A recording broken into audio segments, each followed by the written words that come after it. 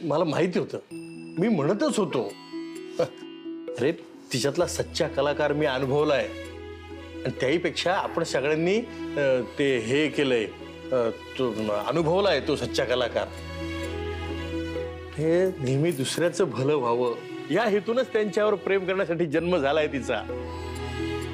दुसऱ्याच्या चेहऱ्यावरचा आनंद पाहणं हीच तिची मोठी हाव आहे आणि त्यामुळे ना हे पैसा प्रॉपर्टी हे सगळं तिच्यापासून खूप खूप लांब आहे.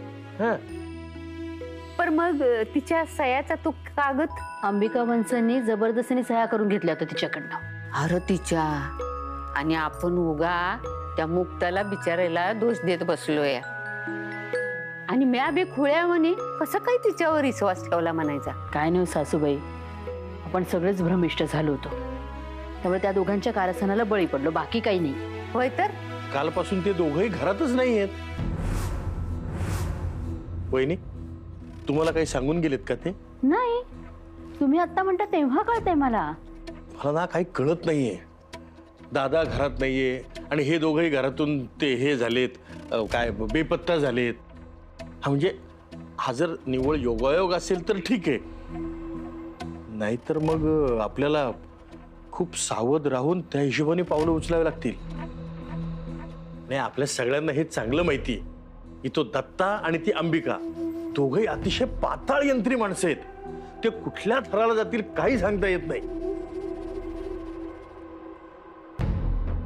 भाऊ काका, असं असं काही काय बोलताय तुम्ही? हा, कोणालाही असं गुन्हेगार ठरून आरोप नका करू उगाच. बरं तुला आलं ग त्यांचं पुळका, नाटकी मेली. आजी अहो, चुकीचं बोलल्यावर येणारच ना. आणि ते दोघे मला सांगून गेलेत.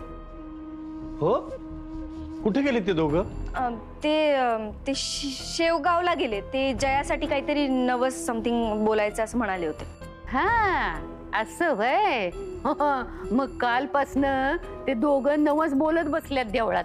हा काय ग, आणि देवानं काय त्यांना धरून बांधून डांबून ठेवलंय? नाही, ते दत्ता मामाच्या फॅमिलीत ना कोणीतरी आजारी आहे, मग ते तिकडून त्यांना भेटायला जाणार असं लांबलचं काहीतरी प्लॅनिंग सांगत होते. मी जरा बिझी होते म्हणून सांगायचं राहील. आहे त्यावेळेला जो नागोबा येऊन बसलाय तो किती बिझी असणार आहे. नागोबा नाही हो, पाहुणी आहे मी या घरातली. आणि जोपर्यंत मला आत्या सांगत नाही ना जायला, मी इथून जाणार नाही अजिबात.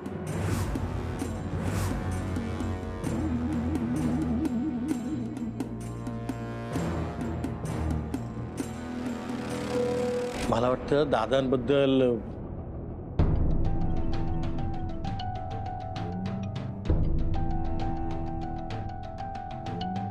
त्याचं काय आहे, सुई एकलीच राहिली की ती समद्यासनी टोचतीया, पण ती सुई दोऱ्या संगट ववली की छान फुलाची माळ होतीया. आता त्या सुईनं ठरवायचं एकट्यानं समद्यांना टोचायचं का मग फुला संगट माळ होऊन स्वतःच कौतिक करून घ्यायचं. तुझं बोलणं टोचलेलं दिसतंय तिला. मग पण भाऊजी, मला असं वाटतं ना, मुक्ताला पण नको काही सांगायला की हे आलेले नाही आहेत अजून घरी. उगा टेन्शन घेईल. आधीच त्या स्पर्धेचं टेन्शन आहे तिला बिचारीला. हो ना, आणि तिने टेन्शन घेतलं तर मग सगळा परिणाम त्या ह्याच्यावर होईल. हो, तिच्या परफॉर्मन्सवर परिणाम होईल. हो ना, रावसाहेबा सुखरूपच असणार, पर भाऊ म्हणला तसं ती दोन भूत घरात नसल्यानं मला जरा लई काळजीच वाटतीया.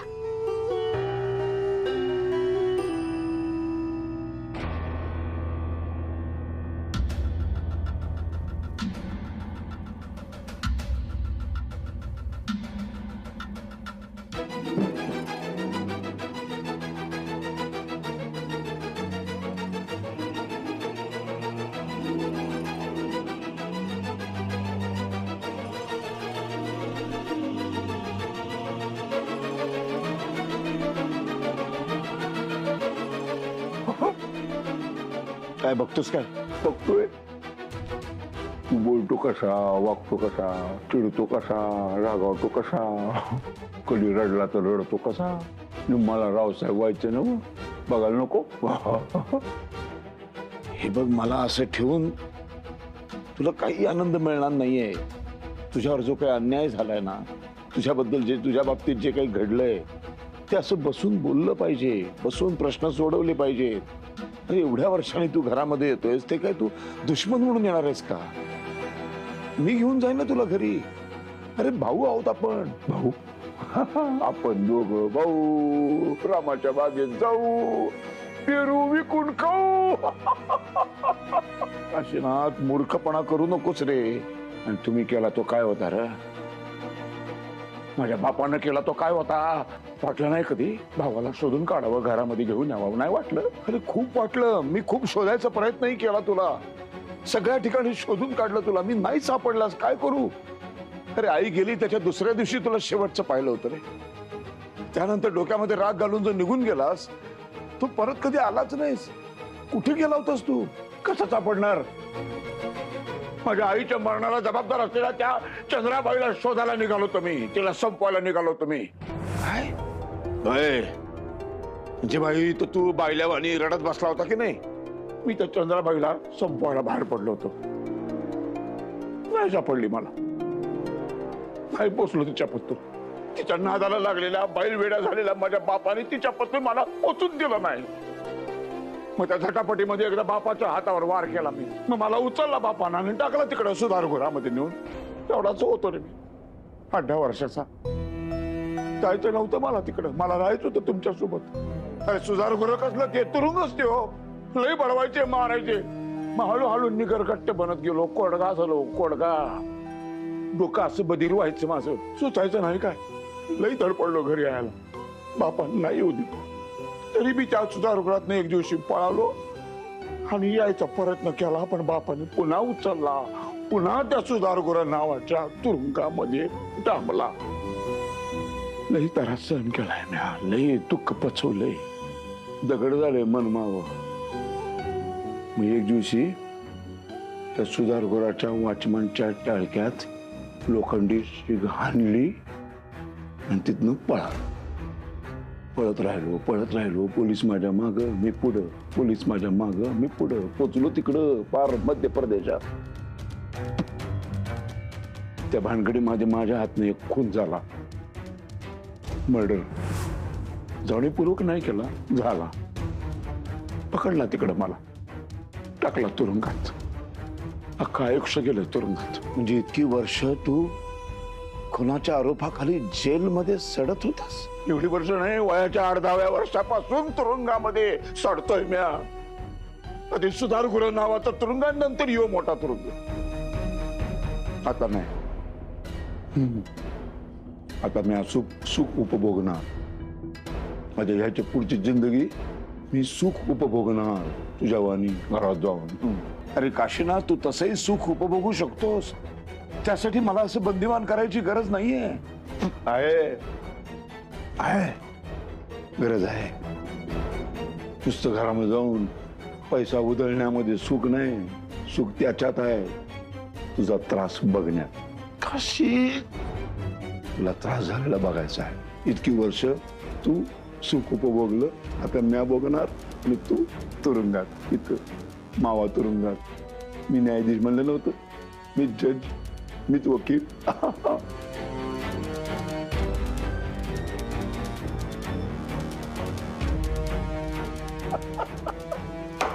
आपण दोघं भाऊ.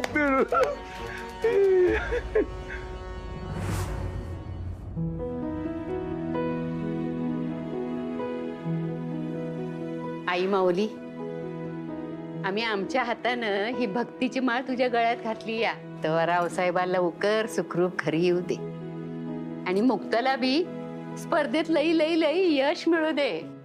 आई राजा इच्छाशक्ती असेल ना तर सगळं शक्य आहे. आणि देवी आई आहे ना आपल्या पाठीशी.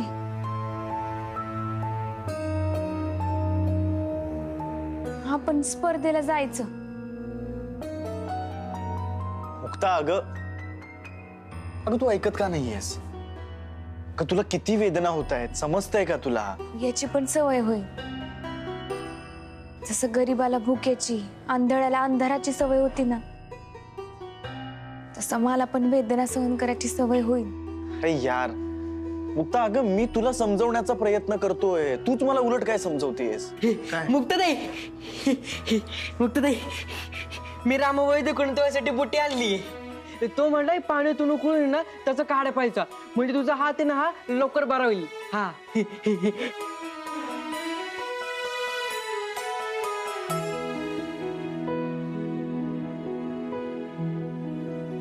नको हातवर घेऊ, मला माहितीये तुला महा कौतुक करायचंय.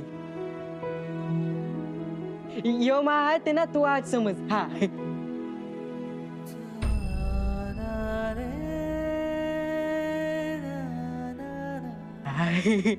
आता तू बोल. गजा, लय काळजी घेतोस तू माई. खरंच लय हुशार आहे मावा भाऊ. हा तेव्हा तर मी आहेच ना.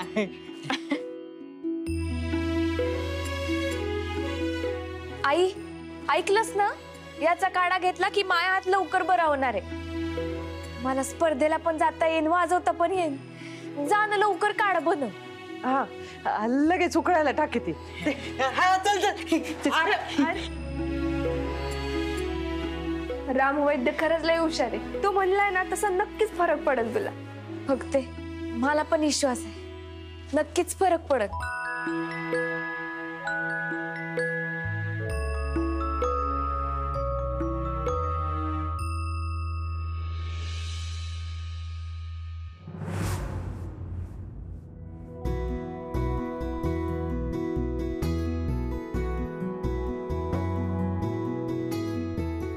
अगं आई, काय चाललंय? किती वेळ काढा उकळतोय, दे ना लवकर. मला लवकर बरं वाटलं की मला वाजवता येईल. पाहिलं का बघते त्या संभाळण स्पर्धेच्या येडापायी एक शहाणी पोरगी कशी लहान पोरीसारखी वागती. तू पण ना. मुक्ता, आम्ही डॉक्टरकडे जाऊन आलो आणि त्यांनी तुझ्यासाठी काही स्पेशल गोळ्या दिल्यात. काय सांगताय? बरं झालं, म्हणजे वैद्यांच्या काढानं आणि डॉक्टरांच्या गोळ्यांना मला आजच बरं वाटत.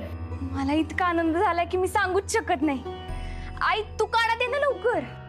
मुक्ता अगं ऐकून घे, या गोळ्यांनी फक्त तुझ्या वेदना कमी होतील आणि तुझ्या हाडांना ताकद मिळेल, एवढंच. आणि आम्हाला तो रामू वैद्य पण भेटला होता बरं का. काय म्हणाले ते? मला आजच्या आजच बरं वाटेल ना? ते म्हणले की जी वनस्पती मी दिली ती चांगली वनस्पती आहे, पण ती काय जादूची कांडी नाहीये की लगेच घेतला काढा आणि झालीच तू बरी. मुक्ता, डॉक्टरही तेच म्हणाले. अजून किमान 1 महिना तरी तू सांभाळायला हात लावू शकत नाहीस, नाहीतर. तुम्ही माही मज्जा करताय ना? नाहीतर नक्कीच तुम्ही खोटं बोलत असणार. नाही मुक्ता, अगं मी खोटं बोलत नाहीये. तुम्हाला सगळ्यांना कळत कसं नाहीये? मला संबळ वाजवायचं आहे. कुणालाच कळत नाहीये, तुम्हाला, डॉक्टरांना, ना ते वैद्यांना. मुक्ता, मुक्ता, हे नको रडूस ना. हे मुक्ता, शांत हो ग, नको रडूस. देवी आई, नको ग माझ्या लेकराची परीक्षा पाऊस. पाहतेस ना तिची तळमळ, तिची तडफड. देवी आईला अजून कसं पाजर फुटाना काय माहिती. हे बाळा, अगं नको रडूस.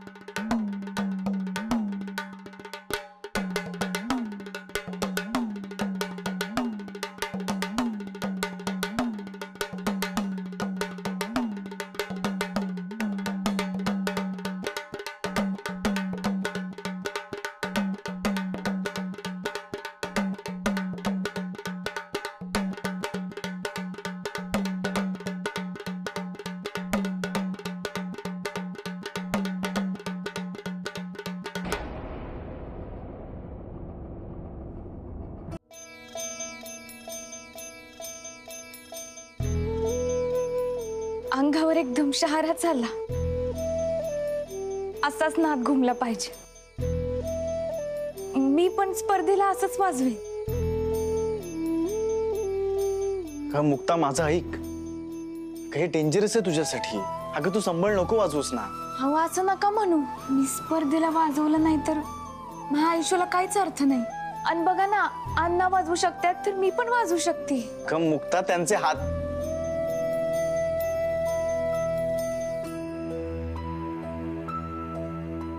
मावा हात तुला देता आले असते ना पुरीत तर लय बरं झालं असत, पण ते शक्य नाहीये. अण्णा, तुम्ही फक्त तुमचा आशीर्वाद द्या की काही नको.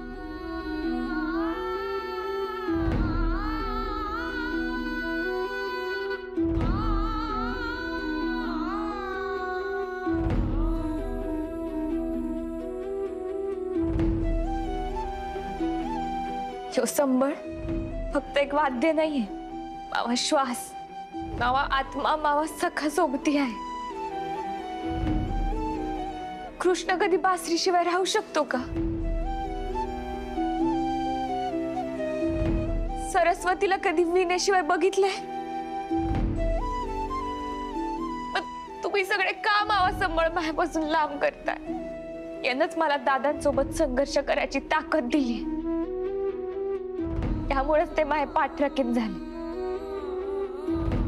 मी वाजवणार, काही झालं तरी मी वाजवणार.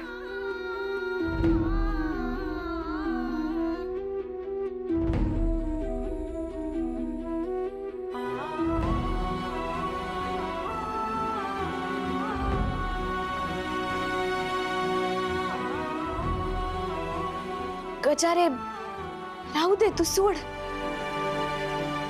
अरे सोड, काय नाही होणार, मी वाजवते.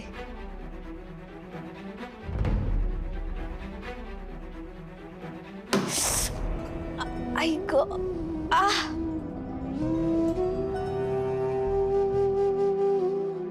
हे मुक्ता, तू ऐकत का नाहीस यार? तुला सांगतोय तर समजतच नाही तुला. अहो मग कधी वाजवू शकणार? कधी बरा होणार आहात?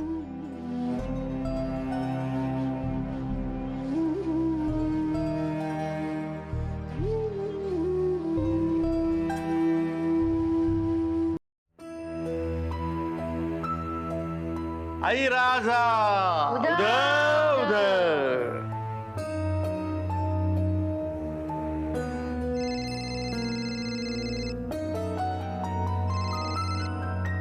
हा काय रे सारंग?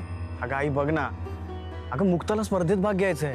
अगं मला तरी अशक्यच वाटतंय. का रे, काय झालं आता? अगं काय झालं म्हणजे तिला साधे काड्या हातानं नीट पकडता येत नाहीये. ती स्पर्धेत संबळ कसा काय वाजवणार आहे? आता रे मग बघ आई, मी तरी तिला कुठलीच रिस्क घ्यायला देणार नाही, नाहीतर आयुष्यभराचं दुखणं होईल यार.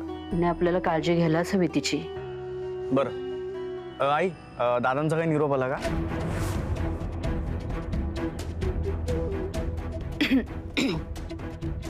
नाही, सुखरूप आहेत ते, काही काळजी करण्यासारखं नाही. नको काळजी करू बाळा. आणि काम झालं की कळवतो असं म्हणाले ते. हा आई, त्यांनी फोन केला होता की मेसेज? फोन आला होता त्यांचा. पण मला कळत नाहीये. मी त्यांना फोन ट्राय करतोय, माझा फोन का लागत नाहीये? अरे ते असं म्हणत होते की फोनमध्ये काहीतरी इश्यू झालाय, बॅटरी सारखी डाऊन होतीये, त्यामुळे महत्वाचा फोन करून झाला ना की फोन बंद करून ठेवतायत, म्हणून कदाचित लागला नसेल ना तुला फोन. आणि मला सांगितलं की सगळ्यांना निरोप दे. हा अगं ते एक बरं झालं आई, दादांचं एक टेन्शन कमी झालं. हो, कमी झालं आता. आणि ऐक सारंग, तिकडे काय होतं ते मला कळवत जा. काही लागलं तर कळव. मुक्ताकडे लक्ष दे नीट. होय, ठेवते. वैजंती, रावसाहेबाबद्दल असं खोटं का सांगितलंस ग? सासूबाई, आधीच त्याला टेन्शन आहे मुक्ताचं, तिच्या तब्येतीचं, त्या स्पर्धेचं. ह्यांच्याबद्दल आणखीन कशाला सांगून टेन्शन वाढवू त्याचं, म्हणून नाही सांगितलं. नाही, पण मला खात्री आहे दादा एकदम सुखरूप असणार आहे. हो, दादा एवढा स्ट्रॉंग माणूस आहे की संकट सुद्धा त्याच्याकडे जाताना स्वतःबद्दल 50 वेळा विचार करेल. तुम्ही म्हणताय ना तसा तो नक्की काहीतरी कामात अडकला असणार आणि फोनचाही काहीतरी प्रॉब्लेम झाला असेल ना. काम संपलं की एकदम सुखरूप घरी येईल दादा परत. देवी आई, तूच आता समज व्यवस्थित सुरळीत पार पाड.